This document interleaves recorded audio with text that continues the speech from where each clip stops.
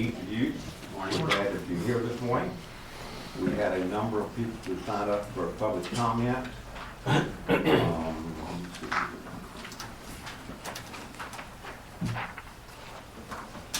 We have 10 people signed up for public comment. We have a few rules before we get started. We're going to limit our public comments to 3 minutes to a max of 30 minutes. So that'll give you 3 minutes each. Please do not repeat what the person in front of you said, and please no name calling if you would. I'm going to start out with Mr. Siegel. He's the only one that signed up to speak of something other than animal control. So, Richard, I know you have a busy schedule, so if you'd like to go first, go ahead. I appreciate that. Thank you. You're welcome.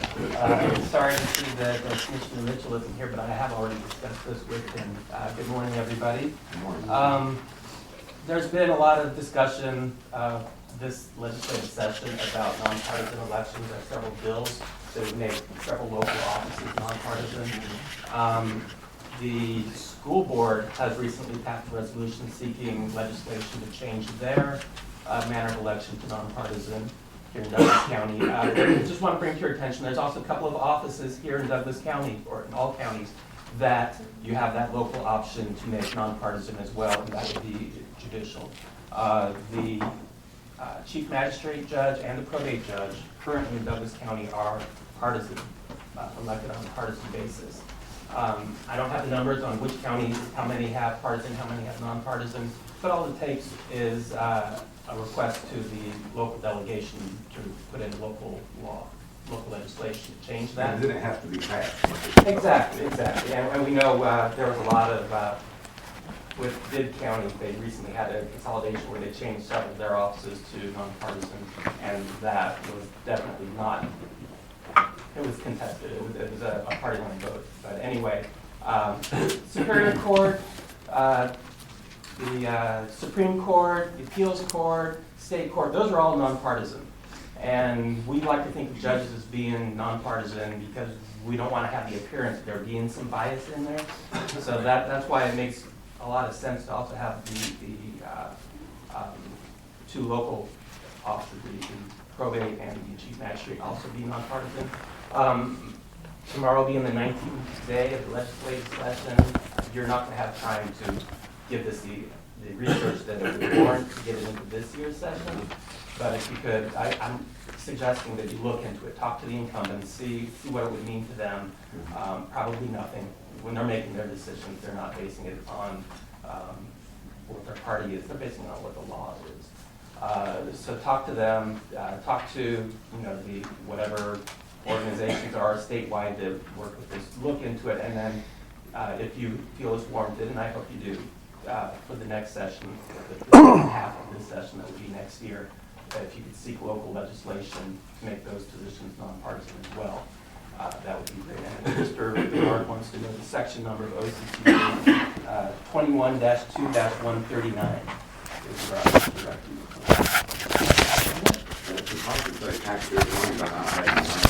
Absolutely. Same with all the other nonpartisan. There's not a general election is in July, so they don't even have to worry about it going to November. You don't have a primary, and running unopposed anyway, so it doesn't really have an impact on what it does to an incumbent. Incumbents still have the greatest advantage when running for re-election. So We'll certainly take a look at it. Appreciate it. Thank you. Do I have time left? I can talk about animals. I think we're going to run out of 30 minutes. We're going to start by, I was going to go in the order that you signed up, but we have a couple people speaking who are not Douglas County residents, so I'm going to put those people in. We'll let the Douglas County residents first. Who? Yes, sir. You're up first. Good morning. Good morning. Thank you for your time. My name is Julie Cole. I live in Douglasville. Today I'd like to talk about two issues. One is Mr. Rick Smith's record as Animal Service Director of St. Joseph, Missouri, where he served for almost 30 years. Next, I'd like to discuss the changes in the sponsorship of pre-adoption animals at Douglas County Animal Control. I feel it's very important to examine Mr. Smith's record for Missouri because this will serve as a very strong indication of what we can expect in the future of Douglas County. Firstly, a little background. The population of St. Joseph as of 2010 was over 76,000 people. According to that same census, the population of Douglasville was about 31,000 people. The intake of animals at both shelters, that's animals coming in by animal control or animals redeemed by owners, are about the same at both animal control facilities. So with that background, Douglas County Animal Control had 1,007 animals last year who were sent to licensed rescue facilities. In that same year, St. Joseph had a very few number of animals placed, 19 animals placed. And by placed, that means either gone to rescue or to another animal control facility. So Douglas County had 1,007, St. Joseph had 19 animals. I find that record to be abysmal, and to let you know that this is not just an anomaly. In 2011, 36 animals were placed. In 2010, 28 animals. In 2009, 25 animals. In 2008, 36 animals were placed by St. Joseph. This is not where we want to go in Douglasville. Next, I would like to discuss pre-adoption sponsorship of spay neuters for animals at the shelter. At Mr. Smith's first Animal Control Advisory Board meeting where I was present, he stated that St. Joseph had a prepay program where adopters would prepay for the spay-neuter surgery for their newly adopted animals. Even with this program in place and the money being paid ahead of time, Mr. Smith stated that compliance rates were very low. So we obviously need to work on getting animals spayed neutered before they leave the shelter. Since no one has stepped up to offer a better solution, sponsors have been paying for individual animals to be spayed or neutered at Douglas County. I have personally sponsored a dozen or so animals myself over the past year. Every single one of those animals was subsequently adopted or rescued. Scientific research also shows that pre-fixed animals have twice as much chance of being adopted as unfixed animals. The new sponsorship program, according to Mr. Smith, consists of a person calling the shelter, stating that they want to sponsor a particular animal surgery. A kennel tech will place a note on the kennel card of that animal and, quote, Mr. Smith, once the animal is adopted, the new owner can contact the sponsor for verification of which veterinarian they prefer to use. First of all, I do not want my personal contact information as a sponsor going out to whichever random person happens to adopt that animal. Ms. Pooh, your time has expired. Bill Owens. Thank you all. My name is Bill Owens. I'm a Douglas County resident. I've been here my whole life, and my family has been here since the 50s. So I represent a good number of the Douglas County citizens. And obviously referring to some of the statistics that are out there, and some from the Douglasville Patch article that was recently placed, the numbers from 2012, the Douglas County shelter, the low euthanasia rates, the high adoptions, the high rescues, it really stands as a testament to something good that's been going on. And obviously, since some of the new changes have come about, there's been an increase in news media, there's been an increase, a lot of attention is now being drawn over to the Douglas County shelter. And it feels like it's really starting to reflect negatively on the image of Douglas County. And that's one of my main concerns. It seems as though since, and I'm not trying to place blame anywhere, but since Rick Smith has come in and has tried to implement some of these new plans and changes, it really seems to go against the grain of where Douglas County is heading. So really to go back and to talk about trying to uphold the Douglas County and to show the citizens, the current citizens, and any prospective citizens, people that want to come into Douglas County, that want to move here and live here, that their county services are acting morally and ethically. And that's something that really plays a big part in whether or not people want to continue to live in this county or if they're wanting to move to this county. It's a major ordeal. If their animals get loose and they get picked up, they want to know that they're going to be treated with respect and they're going to be cared for, and there's not going to be a risk of anything negative happening. That was it. Thank you. Thank you, sir. Lisa Levesque. Levesque. Sorry. For those who know me, I am pretty much a lifetime advocate of animals. And I really had two issues here that are very important to me. One is the networking of animals, and the other is conflict of interest / nepotism. So as far as the first issue, I have over 3,000 advocates that follow my Facebook page. And roughly over the last 2 years, it's been my non-paying full-time job is to advocate and network these animals in Douglas County, as well as throughout some other areas in Georgia. There are advocates on my page from Douglas County, from other counties within the state of Georgia, within the greater USA, as well as outside the county. I was very disturbed to hear recent discussion about their input not having any value. The people that are outside of this county have rescued animals from our shelter. They have adopted animals from our shelter. They have sponsored animals from our shelter. They have transported animals from our shelter. And to suggest that just because they live outside the borders of Douglas County, their input has no value, to me, Lisa, I was not saying I did not want to hear from them. You have 30 minutes. I want to make sure I hear from Douglas County people. I am a Douglas County resident. Absolutely. And I'm And you're expressing at the my top of the list concerns. and not at the bottom. Right, I am expressing my concerns as a person who is very actively involved in networking these animals. And I can only defend the people who help me to do that wherever they may be located. So I appreciate the clarification. With that said, behind the scenes, we have Tammy, who works diligently, selflessly, tirelessly, and has worked wonders with Tracy when she was at the shelter to get hundreds of animals out who would otherwise have found themselves in the landfill. And I cannot speak enough as far as the good that these two ladies have done. But going back to the conflict of interest and the nepotism, to go back to my notes, nepotism being a practice among those in power or influence to favor relatives or friends, especially by giving them jobs. I believe a strong argument can be made that Rick Smith did exactly that when he appointed his wife as volunteer coordinator in his effort to promote her developing nonprofit. As far as conflict of interest, again, I and many others believe it is, or certainly has the perception of being so.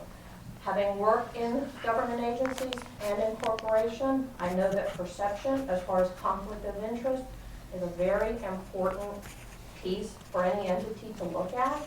I would strongly suggest Douglas County look at that because there's a problem with the nepotism that is apparent and the conflict of interest. So in short, I mean, that basically is the two issues that I came to speak to you about today. On the one, I told you why it was important to me as far as the networking. On the other, I will tell you why is it important to me about the conflict. I have been a victim of identity theft. Lisa, your time has expired. I'm going to give you about 15, 20 more seconds because I took up some of your time. Thank you. Go ahead. As a victim of identity theft, I know how important it is for secure personal identification information to remain that secure. When you have an unauthorized person who is not an agent for the county on their computer accessing the public's information, that too is a problem. I know what I went through to regain my identity. I don't want to see anybody going through that. Thank you. Thank you. Karen Mildy. Hi, my name's Karen Mildy. I'm a lifelong resident of Douglas County. I began volunteering at the shelter 1 year ago. I've noticed a lot of changes in the past year, most notably going from a 40% euthanasia rate to a 16% euthanasia rate. We can all agree that is a fantastic barometer of success. This was achieved by a compassionate and dedicated staff and volunteers. They reached out nationwide to establish contacts with rescue groups to help support our shelter and our mission. I was informed recently that my volunteer status expired on February 15th via this memo, which I have one if you like. And to continue to volunteer, I would need to reapply and be approved by Mr. Smith and his wife, which I question the legality of that, having to be approved by both of them. That basically puts us in lockstep with his dictatorship approach to animal control and volunteering. We had a volunteer that did in fact apply to be a part of Rick Smith's wife's volunteer group, and she was quickly disbanded from the group and told she could not be a part of that group because she has in fact signed a petition against Rick Smith. I also have that email that revokes her volunteer status. So I have both of those, Mr. Wortham, if you would like, informing me that I'm no longer a volunteer and also kicking out people who do apply.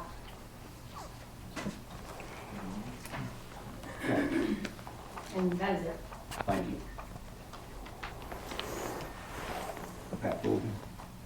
I don't really have much to say today. I just want to say I know tough decisions have been made.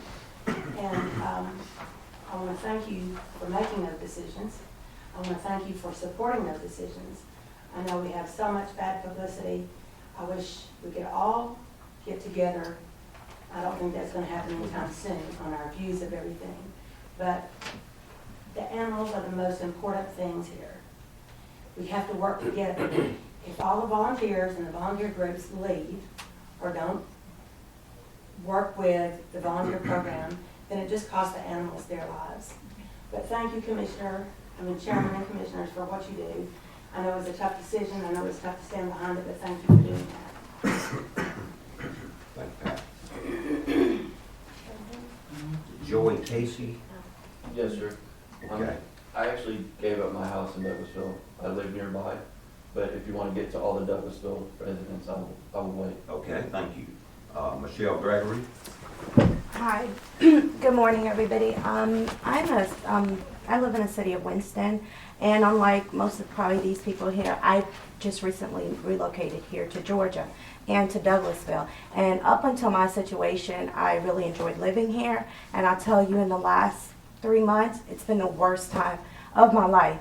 Mr. Smith has called me after 7 o'clock one night to tell me that my dog will be taken away. He's going to ask that my dog be killed, and it was very disheartening. And when I said to him, well, that's not right, because when my dog was in your facility, everybody told me that my dog was a good dog.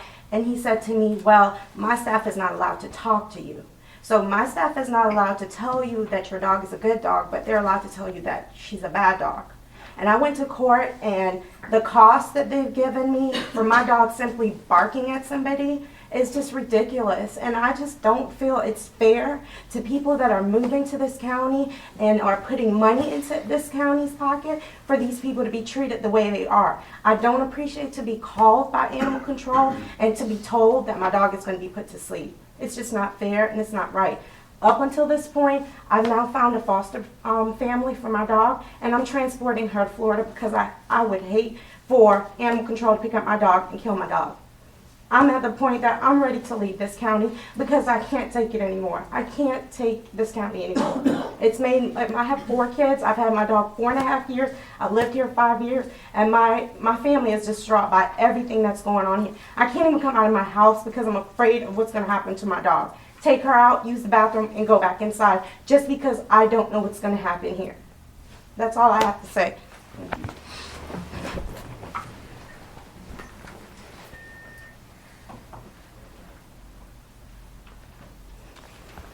Christy Wilder.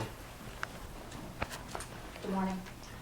I'm here on behalf of out-of-county rescues and folks that spend their time, effort, and money working with animal control to save the animals of your county, provide them better homes, get them healthy. We own a boarding and training and rescue facility in Carroll County that I've owned and operated for 16 years. Started it with my late husband, who was a veterinarian that passed away 5 years ago.